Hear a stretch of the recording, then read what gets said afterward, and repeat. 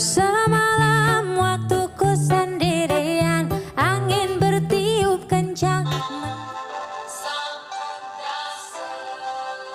Video ini berjudul Mengubah Hidup. Materi video ini sebagiannya saya ambil dari tulisan Bhante Panyavaro Mahathira. Yang Bhante Panyavaro tulis itu seperti ini. Ketika kita mengalami suatu masalah dan merasa jenuh berada dalam suatu keadaan yang sulit, kemudian kita akan pergi bersembahyang atau ke rumah ibadah dengan harapan bersembahyang akan menjadi rileks, batin akan menjadi tentram dan puas, maka beragama tidak ada bedanya dengan mencari hiburan. Tetapi ini namanya hiburan spiritual. Memang itu bermanfaat, hanya manfaatnya amat sedikit. Seperti juga jika kita pergi ke tempat hiburan, hiburan itu berguna, tetapi amat sedikit, tidak mampu menyelesaikan masalah. Persoalan tetap persoalan, kesulitan tetap kesulitan. Setelah kembali dari tempat hiburan, kita akan dihadapkan kembali pada persoalan yang belum selesai. Sama seperti orang yang puas saat bersembahyang. Kalau seseorang ingin mengharapkan manfaat dari hidup beragama, menganut suatu agama, agama apapun, keberagamaannya itu harus bisa mengubah kualitas hidup dan perilaku dirinya. Tanpa perubahan agama yang dianut, tidak ada manfaatnya untuk orang itu.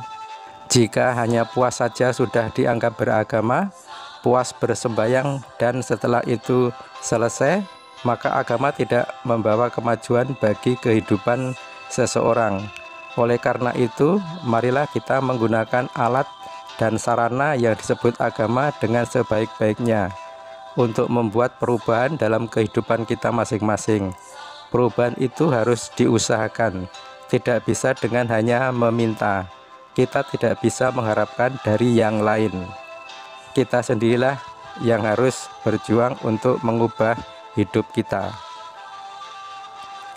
Apa yang Bhante Panya uraikan tadi, saya lanjutkan sebagai berikut. Lalu sebaiknya hidup ini diubah seperti apa? Ya tergantung.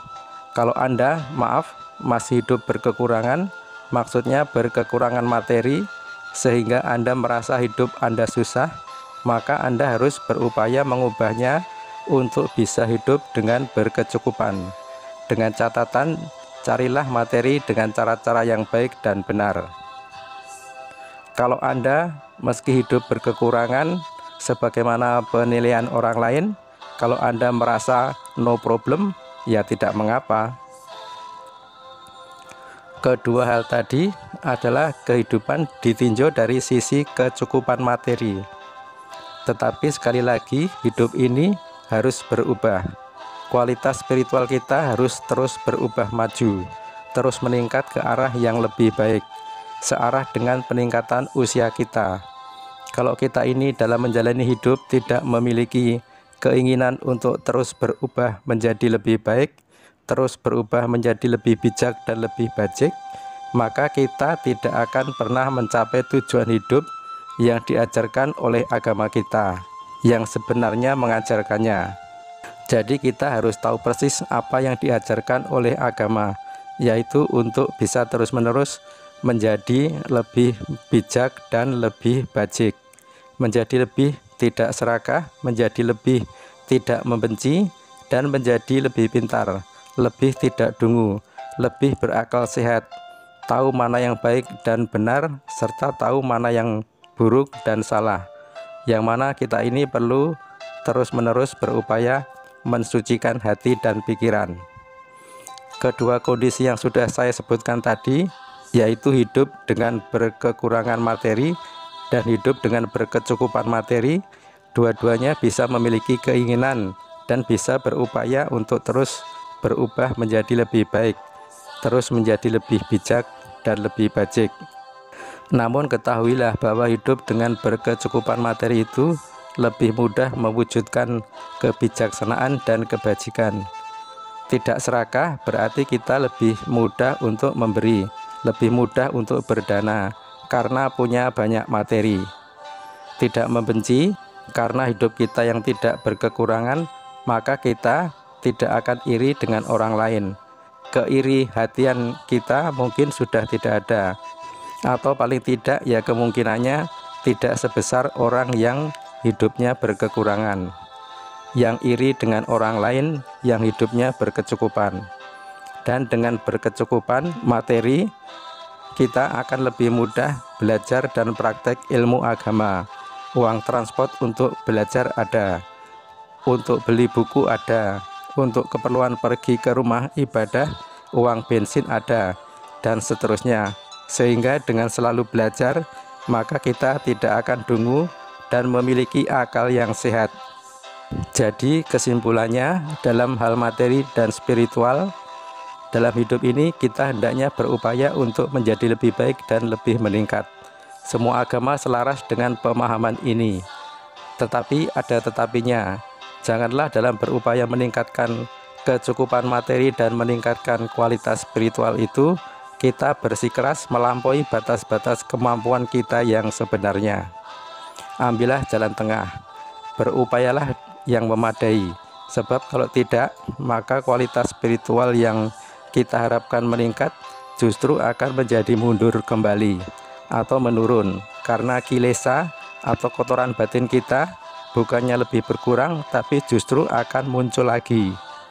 Demikian paparan video ini, semoga bermanfaat. Sampai jumpa lagi di video lain di channel ini, yang mana selalu diupayakan berisi pengetahuan yang baik dan menarik, dan berisi hiburan juga, sehingga selain bermanfaat juga mengasyikkan untuk ditonton. Akhirul kata, semoga Anda semua berbahagia. Amin.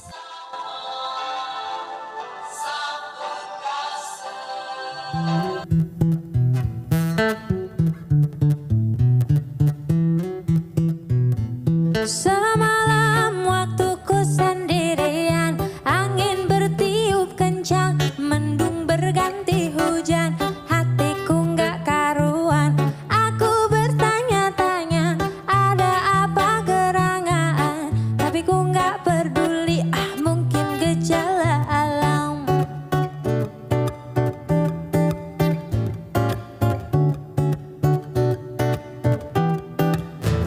Nggak tahu kok tiba-tiba gelisah, pikiran serba salah, jantung berdebar-debar, kaki selalu gemetar. Semakin gak tahan aku, semakin tersiksa aku.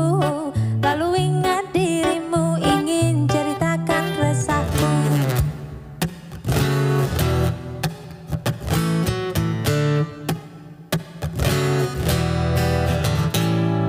Simsalabim, kucing kawin, sempat nyaris mati berdiri. Lihat kamu sama yang lain, bikin aku patah hati. Percaya nggak percaya, mau nangis malu abis. Bukan mimpi, ini nyata, kamu bikin aku gila.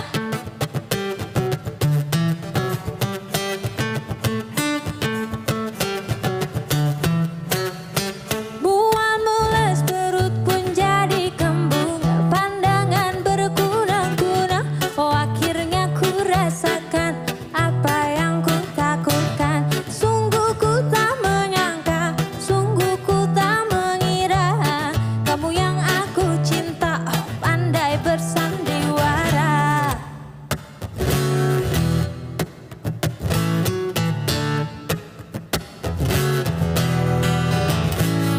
Simsalabim, kucing kawin, sempat nyaris mati berdiri. Lihat kamu sama yang lain, bikin aku patah hati.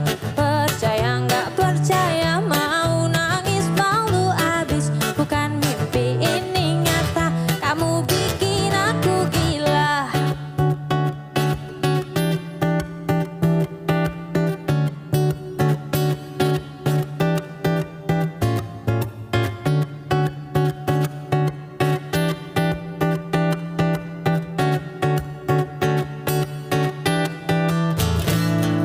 Simsalabim, kucing kawin, sempat nyaris mati berdiri. Lihat kamu sama